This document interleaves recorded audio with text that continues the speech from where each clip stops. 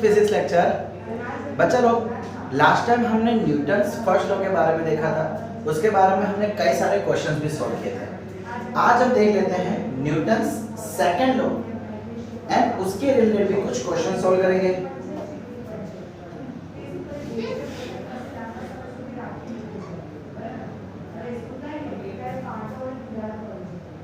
Newton's second law of motion. बच्चों, law discuss करने से पहले मैं एक दूसरी चीज आपसे डिस्कस करना चाहता हूं, जिसे हम कहते हैं मोमेंटम। भाई आपने सुन ही रखा होगा मोमेंटम मतलब क्या होता है। मोमेंटम का मतलब होता है भाई कोई भी बॉडी की फोर्स लगाने की काबिलियत। मेरा मोमेंटम कुछ और होगा, आपका मोमेंटम कुछ और होगा, भागते हुए गाड़ी का कुछ और होगा, चलते हुए गाड़ी का कुछ और होगा, खड़े हुए गाड़ी का कुछ और होगा। मतलब कोई भी ऑब्जेक्ट के पास जितनी काबिलियत होती है फोर्स लगाने की, उसे हम क्या कहते हैं, मोमेंटम। मोमेंटम को डिनोट किससे किया जाएगा, स्मॉल p से, और इसकी फॉर्मूला होती है m into v, मास into वेलोसिटी। अब चलो, जैसे कि मैंने कहा, देखिए काबिलियत, और सीधी सी बात है, काबिलियत मास पर डिपेंड करेगी। भाई मेरा मास ज्यादा है, आपका मास कम है, इसका मतलब हो सकता है मेरे में काबिलियत ज्यादा हो। दूसरी डिपेंड करेगा वेलोसिटी पे। भाई मैं खड़े खड़े धक्का मारूं या भाग के आके धक्का मारूं, फर्क पड़ेगा ना, मेरी काबिलियत में चेंज आ जाएगा। धक्का मारने की काबिलियत, फोर्स देने की काबिलियत में। इसीलिए मोमेंटम जो है वो मास और वेलोसिटी पे डिपेंड करता है। ठीक है, यहां तक क्लियर? अच्छा, अब हम आ जाते हैं न्यूटन्स के सेकंड लॉ पे। भाई न्यूटन का सेकंड लॉ क्या कहता है कि जो भी आप फोर्स अप्लाई कर रहे हो, सपोज जब मोर देन वन फोर्स है,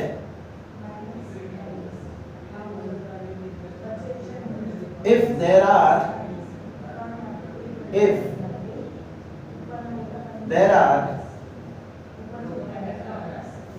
more than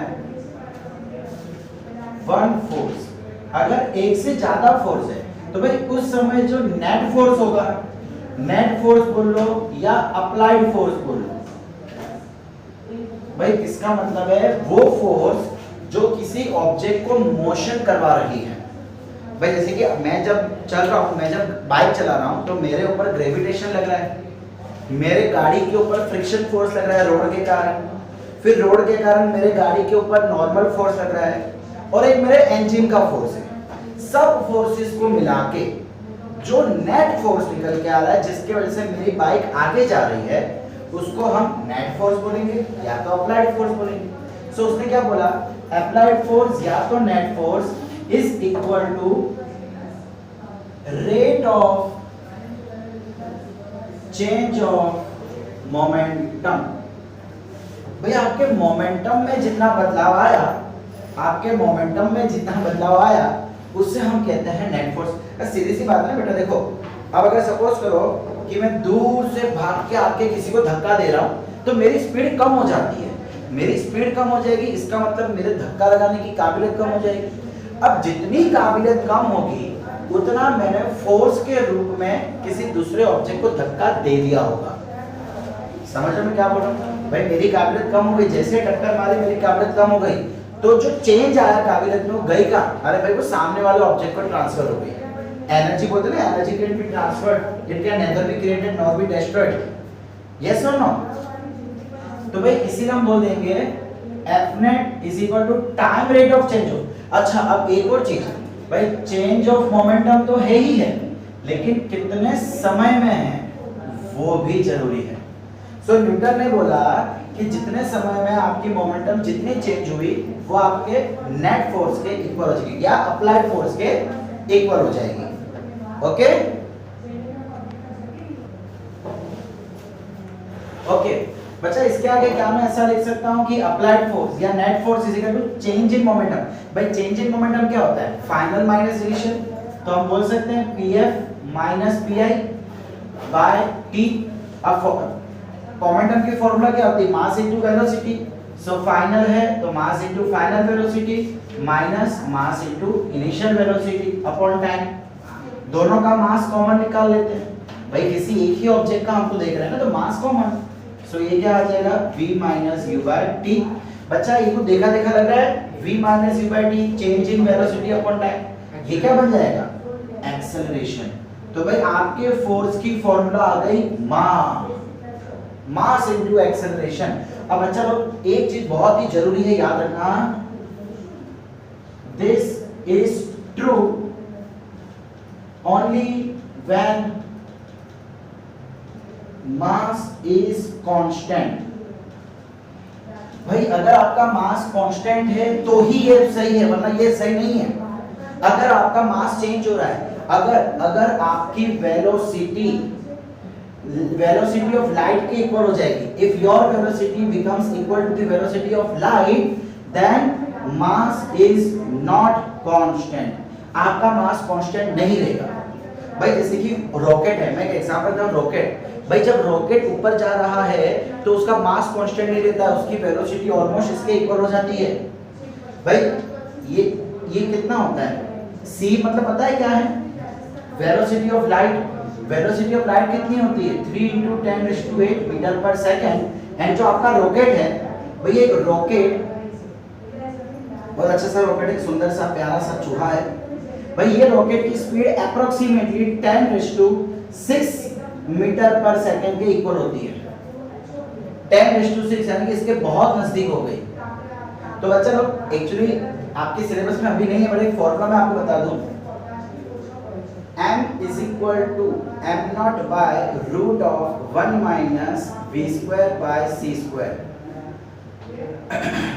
बच्चा आपका जो मास चेंज करता है वो इस तरीके से चेंज करेगा, जहां पे m0 का मतलब होता है मास एट रेस्ट या एट स्टेशनरी।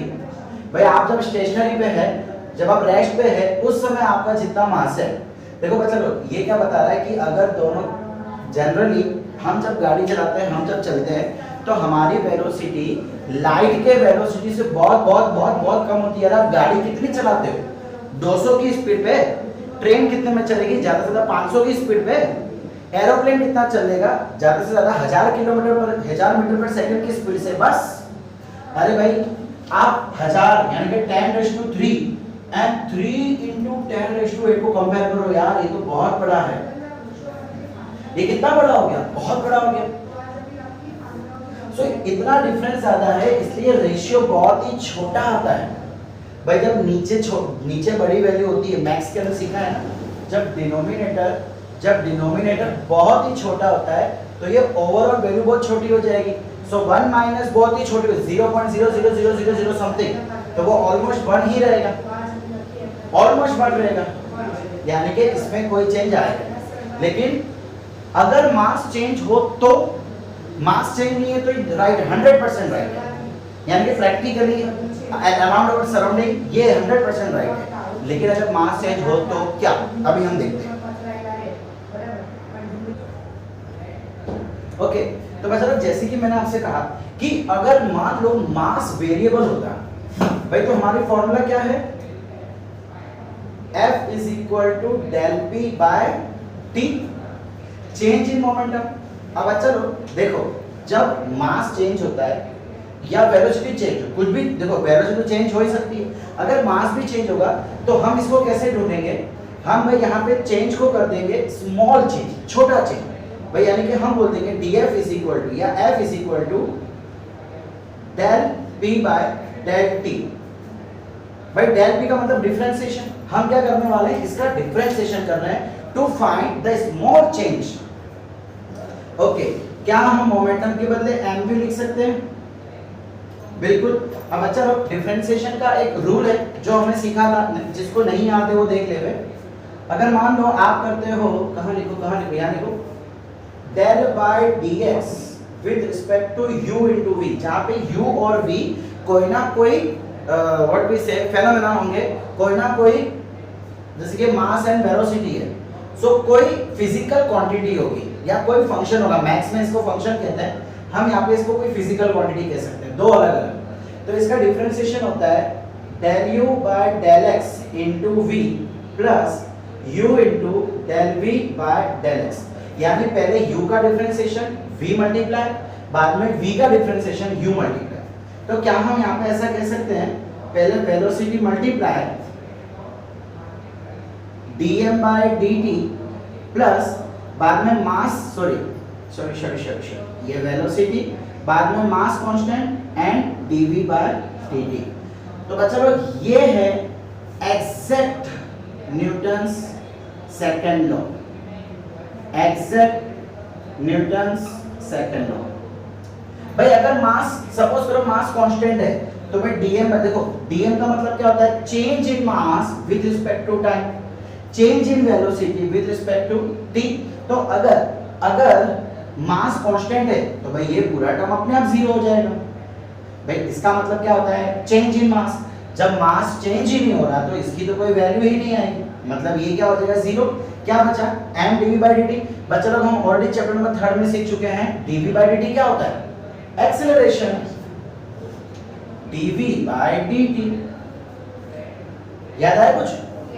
सो भाई यहाँ पे a आता था, देखो भाई फॉर्मूला आ गई m into a। सो ये है एग्जैक्ट, भाई ये हमेशा राइट है, ऑलवेज ट्रू, ऑलवेज। अब आपके मन में क्वेश्चन आएगा सर हम कौन सा यूज करेंगे, तो भाई हम तो यही यूज करने वाले हैं, ठीक है। बट अगर आपको मानो गुड सेट में JEE में कभी मेन में क्वेश्चन आ जावे तो एग्जैक्ट न्यूटन सेकंड लॉ ये है, नॉट दिस वन। समझ आ रहा है भाई? ये कॉन्सेप्ट इसलिए सिखा रहा हूं बिकॉज़ कॉम्पिटिटिव एग्जाम में ये सब पूछा जाता है। अच्छा बच्चा लोग एक चीज यहां ध्यान देना कि भाई आपके बॉडी की एक्सेलरेशन किधर होगी, मतलब आपका बॉडी मोशन कहां करेगा। तो बच्चा लोग याद रखना, मोशन की डायरेक्शन, एक्सेलरेशन की डायरेक्शन वही होगी जहां पे आपका अप्लाइड फोर्स लगेगा, अप्लाइड फोर्स। अप्लाइड फोर्स का मतलब हमने क्या देखा था, नेट फोर्स। इन शॉर्ट जहां पे जिस डायरेक्शन पे नेट फोर्स होगी उसी डायरेक्शन पे आपकी मोशन होगी, उसी डायरेक्शन पे आपकी एक्सेलरेशन भी आएगी, ठीक है। लास्ट टाइम हमने क्वेश्चन देखे थे इक्विलिब्रियम के, आज हम क्वेश्चन देखेंगे मोशन वाले के। चलिए बच्चा लोग, सो देखिए कैसे हम अलग अलग टाइप के क्वेश्चन सॉल्व कर सकते हैं। सबसे पहले एकदम सिंपल ले लेते हैं। सपोज करो कि यहाँ पे एक सरफेस है, इसके ऊपर मैंने एक ऑब्जेक्ट रखा है, इसका मास ले लेते हैं हम, चलिए 2 kg। हम बोल देते हैं कि इस पे एक ये फोर्स लग रहा है 2 न्यूटन और एक ये वाला फोर्स लग रहा है 8 न्यूटन। तो बताओ फाइंड द एक्सेलरेशन। क्या है, फाइंड एक्सेलरेशन, बस acceleration and yes normal reaction. तो बच्चा लोग इसका फ्री बॉडी डायग्राम बना लेते हैं। ये फ्री बॉडी डायग्राम, इस पे एक फोर्स लग रहा है ये डायरेक्शन पे 2 न्यूटन, एक फोर्स लग रहा है इधर कितना 8 न्यूटन, एक ऊपर लगेगा नॉर्मल, ये सरफेस के कारण नॉर्मल, और एक लगेगा ग्रेविटेशन फोर्स mg। हमको एक्सेलरेशन बोला है, मोशन होगा। अच्छा मोशन कहाँ होगा, भाई सीधी सी बात है, कौन सा फोर्स ज्यादा है, 8 न्यूटन ना, तो फोर्स मोशन इधर होगा। मैंने ये कहा था नेट फोर्स जहां होगा वहां मोशन। नेट फोर्स का मतलब इधर देखो, ऑब्जेक्ट ऊपर नीचे नहीं जा रहा है, ऑब्जेक्ट आगे पीछे जा रहा है, तो ये हमारा नेट मोशन हो जाएगा। इसका मतलब एक्सेलरेशन इस डायरेक्शन। चलिए सबसे पहले मैं ये y एक्सिस की बात करता हूं। बच्चों लोग यहाँ पे Fy तो 0 है ना, मतलब वो इक्विलिब्रियम में है।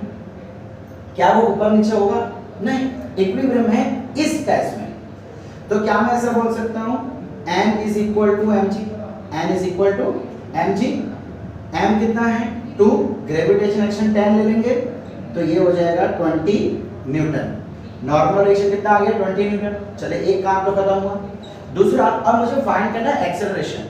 बच्चा लोग एक्सेलरेशन जिस डायरेक्शन पे लग रहा है उस डायरेक्शन की फोर्स को हम पॉजिटिव लेंगे।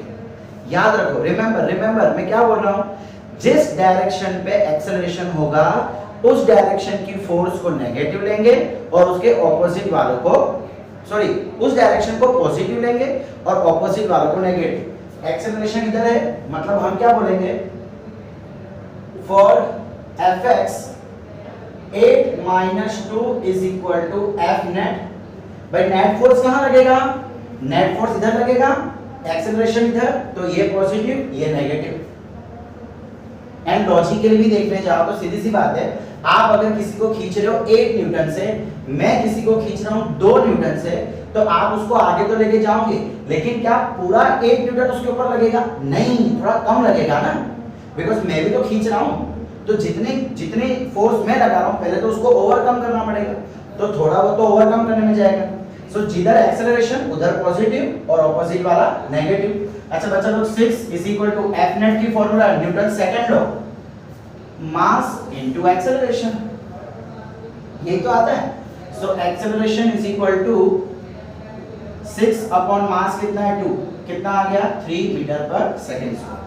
तो मतलब यहां से एक्सेलरेशन की फॉर्मूला ये निकल के आती है कि acceleration when measured from initial frame, inertial frame। अब अच्छा ये inertial frame क्या होता है ये हम डिस्कस करेंगे हमारे अगले लेक्चर में, अगले भी नहीं अगले के अगले लेक्चर में, ठीक है। अभी सिर्फ याद रखो कोई inertial frame जैसी करके कोई चीज है, मैंने आपको बताई थी लास्ट टाइम कि inertial में एक्सेलरेशन 0 रहती है, नॉन inertial में 0 नहीं रहती, हिंट दी थी मैंने last time. So inertial frame में जब एक्सेलरेशन मेजर करेंगे is equal to the ratio of net force to the mass of object. भाई A is equal to F by M बोल सकते हैं हम यहां से क्या मैं ऐसा बोल सकता हूं, देखो F is equal to M में होता है, so A is equal to F by M बोल सकते हैं कि नहीं। सो एक्सेलरेशन की डेफिनेशन क्या हो जाएगी, when measured from inertial frame. Non inertial frame होगा तो कहानी कुछ और होगी, वो हम बाद में देखेंगे। सो इनर्शियल फ्रेम से अगर आप मेजर करोगे तो equal to the ratio of net force to the mass of object. ठीक है बच्चा, समझ आ रहा है यहां से?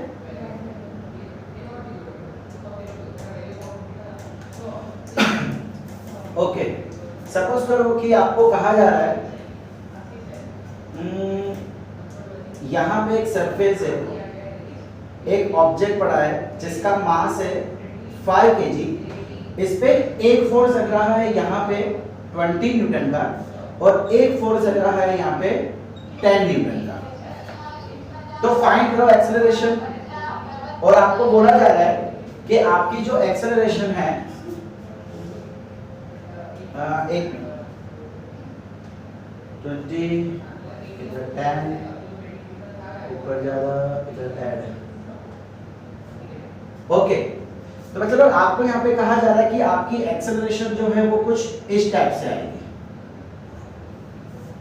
ये एंगल सपोज करो कि आपको दे रखा है 37 डिग्री एंड ये जो एंगल है सपोज करो कि दे रखा है आपको 30 डिग्री। ठीक है बच्चा, अब हम क्या करते हैं, इसका फ्री डायग्राम बना लेते हैं। एक फोर्स इधर लग रहा है, एक फोर्स यहाँ लग रहा है, ये मैंने बना लिया एक्स एक्सिस, ये मैंने बना लिया वाई एक्सिस। भाई जब फोर्स किसी क्वाड्रेंट में होते हैं तो हम क्या करते हैं, उसके कंपोनेंट लेंगे।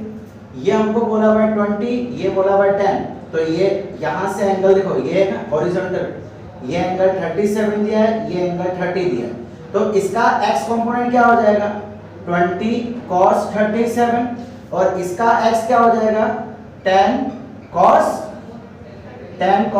30। इसका y कंपोनेंट क्या हो जाएगा 20 sin 37 एंड इसका 10 sin 30। अब अच्छा मैं क्या करूंगा, जो ओरिजिनल है उसको हटा देते हैं ताकि कंफ्यूजन ना रहे, इसलिए ओरिजिनल को हटा दो। तो देखो आगे आपके पास सारे फोर्सेस, एक फोर्स ऊपर डायरेक्शन में और लगेगा नॉर्मल, नीचे एक और लगेगा mg। यस और नो? ओके, इसका मतलब इसको और अच्छे से अगर मैं करूं, और अच्छे से करूं तो भाई 20 cos 37 का चलो याद है 37 होता था तो सामने 3 4 और यहाँ पे 5।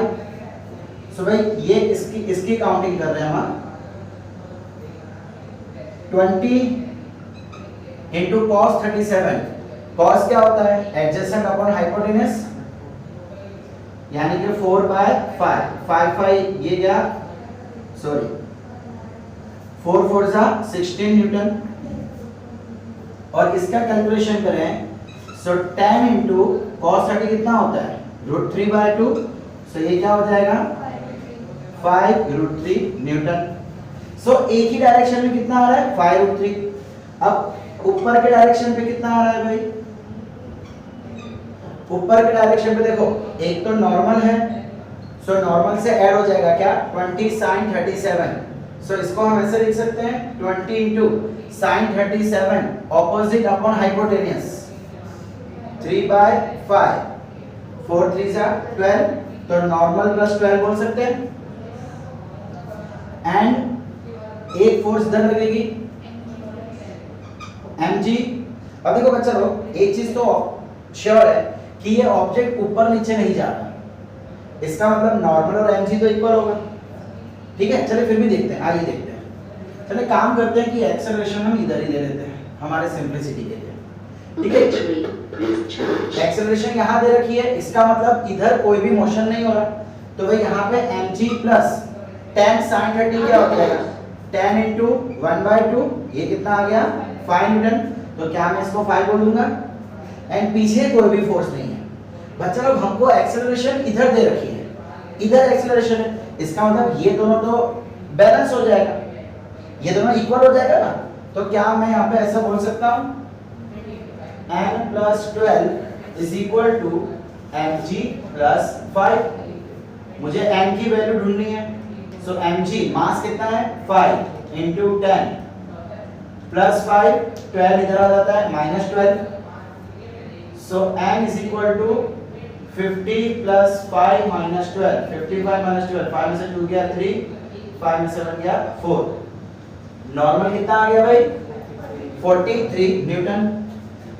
अब एक्सेलरेशन ढूंढना है, तो फोर्स तो इधर ही लग रही है, इधर तो कोई फोर्स है ही नहीं, सो हम क्या बोल देंगे F is equal to m में, इसकी इसमें डाल F is equal to m में, भाई फोर्स एक ही डायरेक्शन में, तो यही आपकी नेट फोर्स होगी, कितना है 16 plus 5√3 is equal to, sorry upon में मास लेते हैं, मास कितना दे रखा है 5 इज इक्वल टू 8। बस देखा जाए तो यही आपका आंसर आ जाएगा। इसको अगर सॉल्व करना हो तो 5 को ऐसे अलग अलग लेके कर सकते हैं। ये क्या आंसर आ जाएगा 3 * 15.2, 3.2 प्लस √3 मीटर पर सेकंड स्क्वायर, ये आ गया आपका आंसर।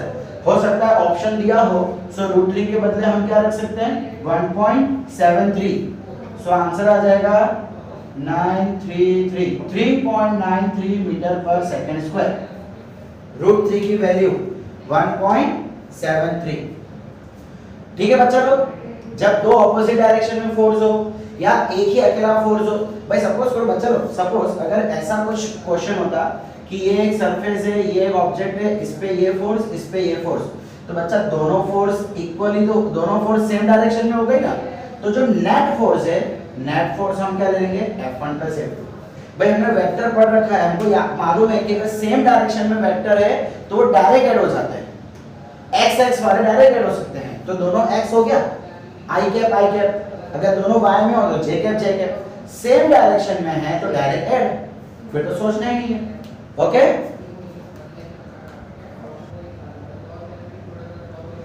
ओके बच्चा लोग, अब सपोज करो हम जब मल्टीपल ब्लॉक्स लेते हैं, ये एक सरफेस ले लिया हमने और मैं यहां पे 3 ब्लॉक रख देता हूं एक दूसरे से टचिंग में। हमने 3 ब्लॉक ले लिया, इसका मास ले लेते हैं, चलिए 2 kg, 3 kg एंड 4 kg। अब हम यहां पे फोर्स लगा रहे हैं, जो भी फोर्स लग रहा है यहां पे लग रहा है, सपोज करो बोल देते हैं, चलिए लेट इट बी 7 न्यूटन। तो जो भी एक्सेलरेशन होगी भाई वो तो सेम ही होगी।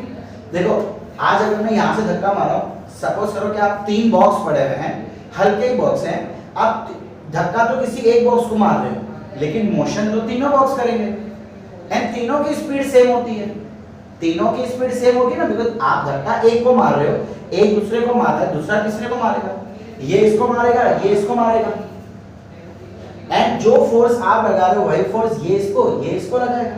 इसका मतलब तीनों की एक्सेलरेशन सेम हो जाएगी, एंड जिधर नेट फोर्स होगा उधर ही एक्सेलरेशन होगा। अब बच्चा लोग, हमने लास्ट टाइम डिस्कस किया था कि अगर कोई दो सरफेस टचिंग में है, कांटेक्ट में है, तो वो एक दूसरे के ऊपर नॉर्मल लगाते हैं। इसका मतलब ये इसके ऊपर नॉर्मल, ये इसके ऊपर नॉर्मल, सिमिलरली ये इसके ऊपर नॉर्मल, ये इसके ऊपर नॉर्मल। तो क्वेश्चन आपका यही है, find normal reaction between blocks and acceleration. ठीक है, चलिए मैं ऐसा बोल देता हूं कि 2 kg वाला 3 kg वाले पे N1 लगा रहा है, तो बदले में 3 भी इस पे N1 लगाएगा।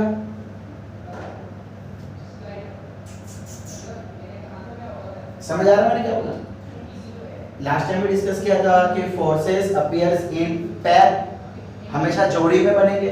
तो अगर ये इस पे N1 लगाएगा तो बदले में ये भी N1 लगाएगा, action and reaction are equal.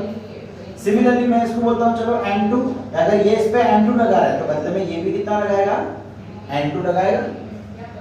Okay, अब क्या करें? सबका एफबीडी अलग अलग बनाओ।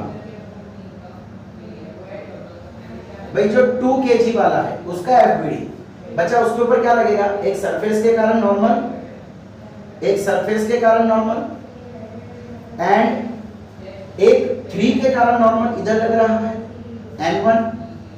मैं सिर्फ 2 kg का फ्री बॉडी डायग्राम बना रहा हूं, एफबीडी। मेरे को कोई फर्क नहीं पड़ता कि ये किसी के ऊपर कितना लगा है, हमें सिर्फ उसी से फर्क पड़ना चाहिए कि इसके ऊपर कितना फोर्स लग रहा है। तो इसके ऊपर एक नॉर्मल, एक ग्रेविटेशन और एक 3 के कारण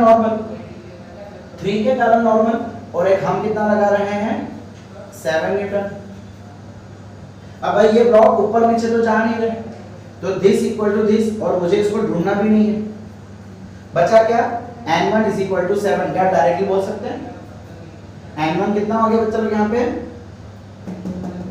N1 is equal to 7 Newton. चलिए ठीक है, 3 kg वाले का फ्री डायग्राम बनाओ। भाई इसके ऊपर एक नॉर्मल फोर्स ये लग रहा है, देखो हम फोर्स इसके ऊपर लगा रहे हैं, बिल्कुल सही है, लेकिन ये फोर्स इसके ऊपर लग रहा है, इसके ऊपर नहीं। इसके ऊपर तो कितना लगेगा, एक N1 इधर, ऊपर के तरफ नॉर्मल, नीचे की तरफ mg, एंड इधर की तरफ कितना लगेगा, N2, है ना। ये कितना फोर्स लगा रहा है, N2 लगा रहा है। तो बच्चा लोग N1 और mg तो इक्वल हो जाएगा, बिकॉज वो ऊपर नीचे तो हो नहीं रहा, एंड ये इधर जा रहा है। अच्छा एक सेकंड मैंने गलती कर दी बच्चा लोग, एक्सेलरेशन किस डायरेक्शन पे है? भाई ये इक्वल थोड़ी ना होगा, बिकॉज मोशन कर रहा है ना, तो ज्यादा कौन हो गया, ये ज्यादा हो गया। सो क्या मैं ऐसा बोल सकता हूं, 7 minus N1 is equal to ma। भाई नेट फोर्स क्या होता है, m है। समझ आ रहा है मैं क्या बोल रहा हूं? देखो एक्सेलरेशन ये भी कर रहा है, तो ये और ये इक्वल तो नहीं हो सकते। एक्सेलरेशन कर रहा है मतलब ये ज्यादा होगा। हमने ये देखा था, जहां जिस डायरेक्शन में एक्सेलरेशन है उसको पॉजिटिव लेना है और ऑपोजिट वाले को नेगेटिव लेना है।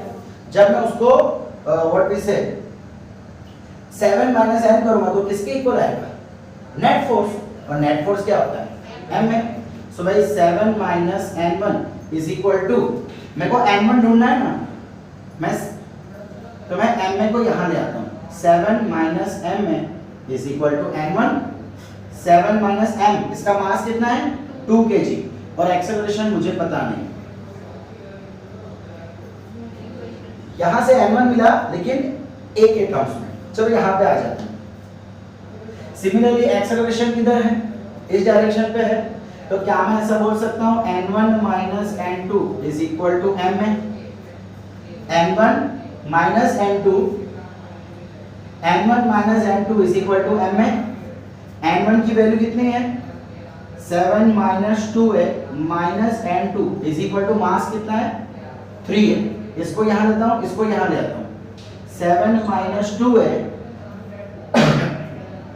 Minus 3a is equal to n2 minus minus plus 7 minus 5a is equal to n2।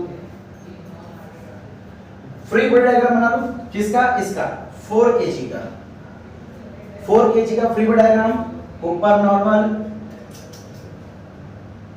नीचे mg।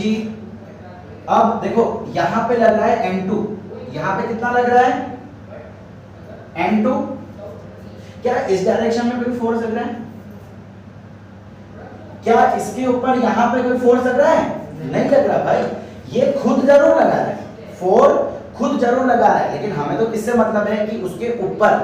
Free body diagram right the forces which are being applied on the object, उसके ऊपर जितना लग रहा है। सो इस डायरेक्शन में तो कोई फोर्स है ही नहीं, और एक्सेलरेशन किधर है, इधर। तो क्या मैं डायरेक्टली ऐसा बोल सकता हूं n2 is equal to ma या n2 is equal to f net. इसका नेट फोर्स कितना होगा, यही तो होगा। So n2 is equal to ma। भाई अभी तक दो ऑपोजिट डायरेक्शन में था, माइनस माइनस कर रहे थे, इस बार है ही नहीं, ऑपोजिट में कुछ भी नहीं है, जो है यही है। So n2 is equal to ma। भाई इसका मास कितना है 4a, n2 कितना आ गया 4 है, यहां पे रख दो n2 इज इक्वल टू 4 है। इसको उठा के यहां रख देता हूं मैं,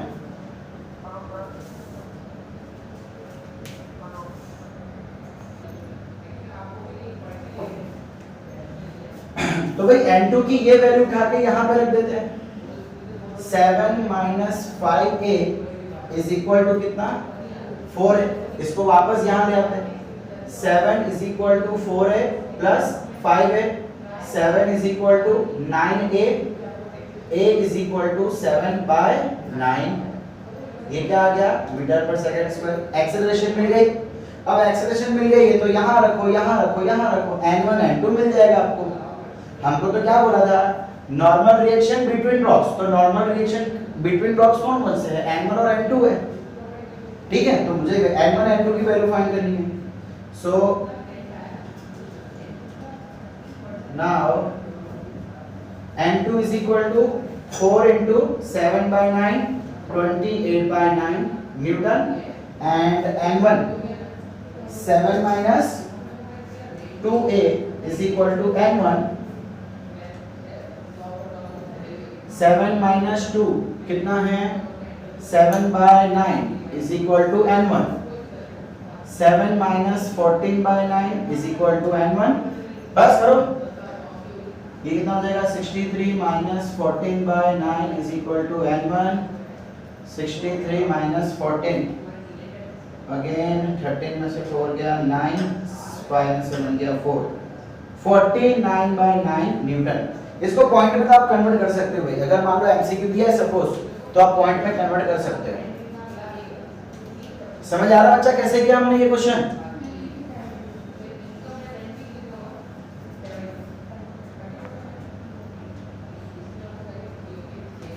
बच्चा लोग अभी हमने क्या देखा था कि अगर ब्लॉक एक के बाजू में पड़े हैं तो, लेकिन अगर मान लो कि मैं एक के ऊपर एक रख दूं तो ये मेरी सरफेस हो गई, यहाँ पे एक ब्लॉक हो गया, ये चले हम बोलते हैं ये 5 किलो का है, एंड यहाँ पे से प्यारा सा छोटा सा बड़ा है 2 kg का। मैं फोर्स लगा रहा हूँ इसके ऊपर, इसको बोलते हैं चलिए 10 न्यूटन। ठीक है, अब चलो मैं इसको फोर्स लगा रहा हूँ एंड यहाँ पे कंडीशन दी हुई है if the surfaces are smooth. अब बच्चा लोग अगर इसकी सरफेस स्मूथ नहीं है, मतलब स्मूथ नहीं होने का मतलब उसमें अगर बहुत इरेगुलरिटीज है, तो मैं अगर इसको फोर्स लगाऊंगा तो साथ में ये भी चलता बनेगा। सो जितना एक्सेलरेशन इसका होगा उतना ही एक्सेलरेशन इसका भी होगा। एक्सेलरेशन भी आपको बोला हुआ है कि इस डायरेक्शन में है। समझ आ रहा है मैं क्या बोल रहा हूँ भाई? एज पर एग्जांपल आप एक पतरा ले लो, बहुत ही बड़ा लोखंड का एक पतरा ले लो, उसके ऊपर आप बैठ जाओ एंड उस पतरे को आप खींचो। तो देखा होगा ना वो मूवी है ना, अक्षय कुमार की है, अक्षय कुमार की कैटरीना कैफ के साथ। हाँ, जिसमें वो उसका मामा होता है, वो पीछे कार के दरवाजे पे चला जाता है। भाई अगर स्मूथ सरफेस नहीं है तो ये लिपसेगा नहीं और ये दोनों साथ साथ में चलते रहेंगे। लेकिन अगर स्मूथ सरफेस है तो भाई होगा क्या, ये आगे निकल जाएगा और ये नीचे गिर जाएगा। हमको क्वेश्चन में ये भी दे रखा है कि ये जो 5 kg का जो ब्लॉक है इसका पूरे लेंथ है 4 मीटर। तो find the time in which the block falls down। भाई हमें वो टाइम फाइंड करना है जितने समय में ये नीचे गिरेगा। अब चलो एक चीज तो मालूम है कि नीचे कब गिरेगा, जब ये पूरा इसको क्रॉस कर देगा, जब ये ऑब्जेक्ट कुछ यहां पे आ जाएगा, यानी कि जब ये ऑब्जेक्ट ऊपर वाला 4 मीटर आगे आ जाएगा तो वो गिर जाएगा। तो उसको यहां तक तो आना पड़ेगा ना गिरने के लिए। तो 4 मीटर आगे आएगा, डिस्टेंस पता चल गई है। अब क्या करें, देखिए मैं क्या करता हूं, पहले चले इसको ब्लॉक ए बोल देता हूं, इसको ब्लॉक बी बोल देता हूं। फोर्स किधर लग रहा है, ब्लॉक बी के ऊपर। सो मोशन कौन करेगा, ब्लॉक बी। एक्सेलरेशन किसकी होगी, ब्लॉक बी की। फॉर ब्लॉक बी, भाई इसका फ्री डायग्राम बनाएंगे तो भाई एक ही फोर्स आएगी, ठीक है। तो मैं डायरेक्टली लिख देता हूं F net is equal to M A. F net यानी कितना फोर्स लग रहा है 10, मास कितना है 5, तो एक्सेलरेशन कितनी मिल जाएगी 2 मीटर पर सेकंड स्क्वायर। भाई नेट फोर्स 10, भाई देखो FBD बनाता हूं तो यही तो होगा, दूसरा तो कोई फोर्स ही नहीं है, ठीक है। ऊपर नॉर्मल नीचे mg, लेकिन वो तो बैलेंस कर रहा है तो वो इसलिए दिखा नहीं रहा, और यहाँ पे तो कोई फोर्स नहीं लग रहा, तो जो भी फोर्स है वो यही है। तो एक्सेलरेशन कितनी आ गई। अच्छा, मुझे इसके लिए टाइम फाइंड करना था बच्चा, रिलेटिविटी का कॉन्सेप्ट यूज करना पड़ेगा। Chapter number 3 relativity. भाई इसके लिए टाइम फाइंड करना है, लेकिन फोर्स तो इस पे लग ही नहीं रहा, और मोशन कौन कर रहा है, ये मोशन कर रहा है। तो मुझे क्या फाइंड करना है, इसकी एक्सेलरेशन फाइंड करनी है। For block A, acceleration of B with respect to A. भाई relativity, relative velocity, relative acceleration याद आया कुछ। इसके लिए वेलोसिटी फाइंड करनी है इसके रिस्पेक्ट में। क्यों, बिकॉज जितनी स्पीड में ये जाएगा उतनी जल्दी ये नीचे गिरेगा, और जितनी जल्दी से ये जाएगा उतनी ही जल्दी ये गिरेगा। तो मुझे जो भी फाइंड करना है इसके लिए वो इसको देखते हुए फाइंड करना पड़ेगा ना, बिकॉज इसका गिरना टोटली डिपेंड किस पे है, इस पे डिपेंड है। इसलिए हमने क्या कर दिया, रिलेटिव एक्सेलरेशन ले लिया। अब रिलेटिविटी का कॉन्सेप्ट क्या बोलता है, AB माइनस AA। अच्छा, AB का एक्सेलरेशन कितना है 2, माइनस A का एक्सेलरेशन कितना है 0। भाई उसका तो कोई एक्सेलरेशन है ही नहीं, सो यहाँ पे आंसर क्या आ गया 2 आ गया, ठीक है। एक मिनट, कुछ गड़बड़ कर रहे हैं यहाँ। Of B with respect to A। अच्छा सॉरी, मैंने गलती कर दी भाई, यहाँ पे AB लिखना है ना, एक्सेलरेशन ऑफ A, इसका एक्सेलरेशन इसके रिस्पेक्ट में। नहीं समझे, हमें क्या देखना है, इसका जो भी चीज देखना है वो इसके रिस्पेक्ट में देखना है ना। सो B पीछे आना चाहिए ना, जिसके भी रिस्पेक्ट में देखते हैं उसको हम पीछे लिखते हैं। याद आया कुछ, जैसे कि ये ऑब्जेक्ट 2 था, ये ऑब्जेक्ट 1 था, इसकी वेलोसिटी v1 है, इसकी वेलोसिटी v2 है। जब ये पीछे देखेगा तो हम क्या बोलते थे, velocity of 2 with respect to 1। 1 को कितना दिखाई देगा, सिमिलरली हमको b के लिए देखना है कि इसको b का कितना दिखाई देगा। सो जिसके रिस्पेक्ट में देखना है उसको पीछे लिखते हैं। सो भाई v नहीं, AA माइनस AB, और यहाँ पे कितना 0 -2 और ये -2। पता है मुझे डाउट कहाँ पे हुआ कि यार रिलेटिवली अगर मैं B की बात करूं, B आगे जा रहा है, उसको लग रहा है A पीछे जा रहा है कि नहीं। ये B है, ये A है, अगर मैं आगे जाऊंगा तो मुझे क्या लगेगा कि यार ये तो पीछे जा रहा है। सो होना क्या चाहिए था, लेफ्ट साइड पीछे जा रहा तो नेगेटिव होना चाहिए था ना। मेरे को इसलिए डाउट हुआ कि मैंने कुछ गलती की है। थोड़ा लॉजिकली भी सोचो, लॉजिकली भी अपने कॉन्सेप्ट को क्लियर करोगे तो ये छोटी मोटी गलतियां अगर आपसे हो भी जाती तो आप तुरंत उसको समझ जाओगे, ठीक है। चलिए अब भाई distance of B with respect to A, इसका डिस्टेंस इसके रिस्पेक्ट में कितना होगा, मतलब distance of A with respect to B, भाई वो तो 4 मीटर ही रहेगा, ये इतना आगे आएगा तब नीचे गिरेगा ना, ठीक है। अब टाइम कितना होगा, और भाई यहाँ पे इनिशियल वेलोसिटी कितनी है, इनिशियल भाई ये स्टार्टिंग में तो स्टेशनरी है ना, तो इनिशियल 0, चलिए फॉर्मूला लगा दे, s is equal to ut plus half at square, initial 0 तो ये तो कट गया, s कितना दे रखा है हमको 4, हाफ एक्सेलरेशन, क्या हमारे पास एक्सेलरेशन है, यस -2 t स्क्वायर, 2 कट, ये इसको दे दो -4, सही है, is equal to T square. अब भाई -4 कैसे करेंगे, डिस्टेंस कभी माइनस में होता है नहीं, तो हम इसको अभी ऐसे ले लेते हैं।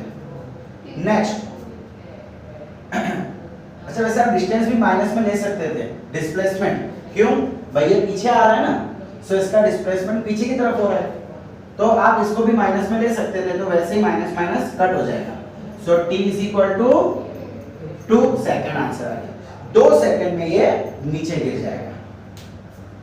समझ आ रहा है चलो, ये चीजें कब होगी, जब स्मूथ सरफेस होगी तब, अगर स्मूथ सरफेस नहीं है तो फिर दोनों सेम एक्सेलरेशन आगे आगे चलते जाएंगे और वो गिरेगा नहीं, ओके।